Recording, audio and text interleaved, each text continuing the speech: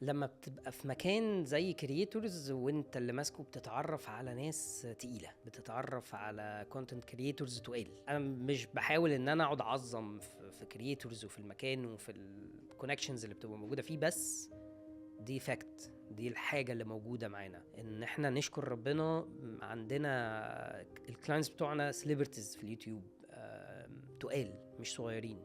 فازاي ان انت تتعلم او ازاي ان انت تعرف تتعامل مع شخص زي دوت؟ هو بيقابل كتير جدا الناس اللي عايزة منه مصلحة، واللي هي عايزاه يعمل لهم حاجات، واللي هم عايزين يستفادوا منه بأعلى درجة. هو بيقابل ده يوميا. ازاي ان انت تقدر توصل للإيكويشن بتاعة ان انت بتتعامل معاه بمحبة جدا، بطريقة لطيفة جدا، من غير ما هو ما بيبقى حاسس من جواه انت اكيد عايز مني حاجة، انت اكيد هتستغلني في حاجه صعبه. ايكويشن صعبه جدا مش سهله. سيبنا من الاستوديو، سيبنا من المكان، وتعالى نتكلم في الفكره بتاعت ان انت بتقابل ناس كتيره سيلبرتيز في حتتهم، يوتيوب، كونتنت كريتور، يعني انفلونسر، اي حاجه من دي كله، من ده كله. فهي شعرايه صعبه، يعني صعبه فعلا، مش سهله. لان انا بطبيعه الحال انا شخص حبوب. انا بحب الناس جدا وبحب اتكلم معاهم وبحب جدا، وابويا والدي الله يرحمه معلمني جدا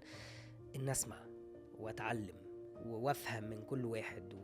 وبرضو عندي حد حبيبي في الامارات، اخويا يعني، من النوعيه دي، واتعلمتها منه جامد قوي.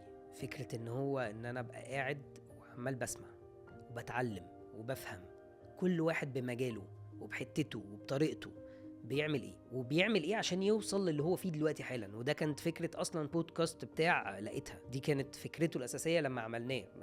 هنزل لكم منه يعني اللينك بتاعه هيبقى محطوط فوق. بس انا مؤمن بالحتة ديت، انا مؤمن بان انت شخص معروف، انت شخص مشهور. ربنا طبعا هو اللي وصلك للحتة دي، بس انت عندك حاجة كتير قوي، وانت في سكتك وانت ماشي عشان توصل للي انت فيه دوت. حصلت حاجات كتير جدا واحداث كتير غيرت وشكلت ومشيتك في مسارات انت ما كنتش المفروض هتمشي فيها، وحاجات كتير واحداث كتير كنت عايز اعرفها واتعلمها.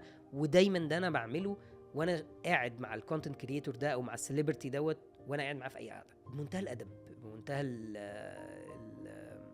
الاريحيه. ليه؟ انت ممكن تسأل على اي حاجه، ممكن تتكلم معاه في اي حاجه من غير ما تقول له انا عايز منك تعمل لي كذا او كذا او كذا او كذا، انك مش عايز منه حاجه اصلا. طول ما انت ما بتتعامل مع الكونتنت كريتور ده او مع السليبرتي دوت من غير ما تكون محتاج منه فعلا حاجه، ودي طبيعتي، دي انا هنا هو بعمل كده، او دي طبيعتي في الحياه في العموم. طول ما هو ما هتلاقيه بيديلك كل حاجه، طول ما انت ما هتلاقيه بمحبه جدا بيباصي شغل، بمحبة جدا بيسلم عليك وبيسأل عليك وبيطمن عليك وبيطمن على المكان والبيزنس بتاعه، وبيعمل لك حاجات كتيرة جدا انت مش متخيلها، بس عشان انت محتاجتش منه حاجة، جاست ان انت اديته الاهتمام المنطقي الطبيعي بتاع اي بني ادم، وسمعته وعرفته قيمته، لان هو ليه قيمه، هو ليه تقل، هو ليه اكسبيرينس، ليه خبرات خدها وحاجات عدى بيها انت ما عدتش بيها، انا ما عدتش بيها. فبالتالي تيجي تتعامل مع ممثل، او بتيجي تتعامل مع يوتيوبر، او تيجي تتعامل مع انفلونسر، مغني، مذيع راديو،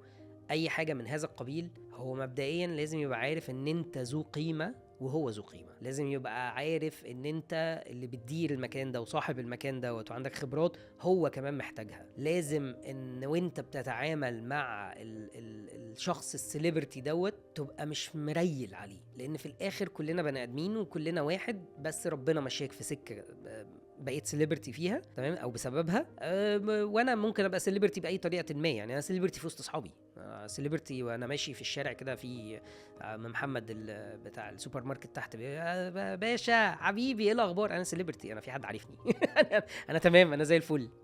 احنا الاتنين ذو قيمه، وانت معايا هنا هوت عشان انت محتاج خبراتي ديت ومحتاج الامكانيات اللي عندي اللي موجوده عندي هنا هوت دي، وانا محتاجك انك انت تبقى موجود معايا وموجود عندي في المكان ده، ونتعامل مع بعضينا كاصحاب، وافهم منك واتعلم منك واكسب منك خبرات، مش اكسب منك فلوس بس. شعرايه خفيفه جدا ما بين ان الشخص ده يحس ان انت بتديله قيمته اللي بجد، وبين ان انت باشا هات فلوس هات فلوس هات فلوس، انت راجل مشهور، انت اكيد معاك قد كده، يلا هات هات هات هات.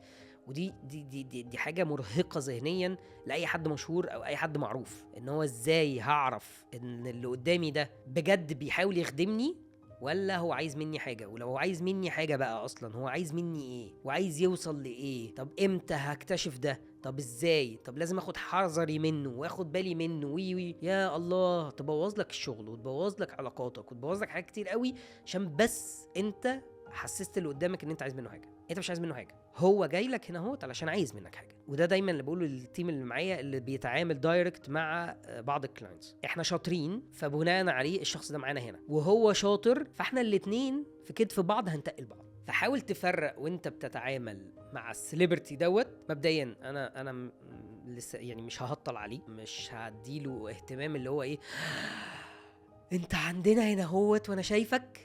انا في بعض الناس ممكن ما اتصورش معاهم، في بعض الناس وده كتير مش قليل يعني، في بعض الناس ما عشان انا عارف ان احنا في نفس الفيلد، يعني انا بفصل في الحته دي بالذات لما ببقى عارف ان احنا في نفس الفيلد، فانت ممكن تحتاجني في يوم من الايام او انا احتاجك في يوم من الايام، انا مش هحسسك ان انا فان، ما اقدرش احسسك ان انا معجب من المعجبين او ان انا فان من الفانز، لان هنا ساعتها في حته اتكسرت، في حته كده حصلت ما بيني وما بينه ان خلاص ده معجب ده واحد زيه زي الناس اللي موجوده معايا في الشارع، فيوم ما هاجي هدوس لو بني ادم مش سوي هيعمل كده. فانا في الشغل عندي نوت بالذات لما بتعامل مع حد تقيل او حد معروف او حاجه زي كده، انا بتعامل بالطريقه ديت اللي هو انا شاطر فهو موجود معايا هنا وهو شاطر، فاحنا الاتنين هنزق بعض، مش عشان احنا محتاجين مصالح من بعض. ولو حسيت ان في الشخص دوت بيبقى عايز مصلحه فعلا او ان هو يقلل بقى في المصاريف والتكلفه وي وي وي وي حبيبي، يعني انبسطت جدا جدا جدا بالتعامل معاك، ومعرفتك دي بالنسبه لي حاجه شرف عظيم، بس يعني خلينا اخوات احسن.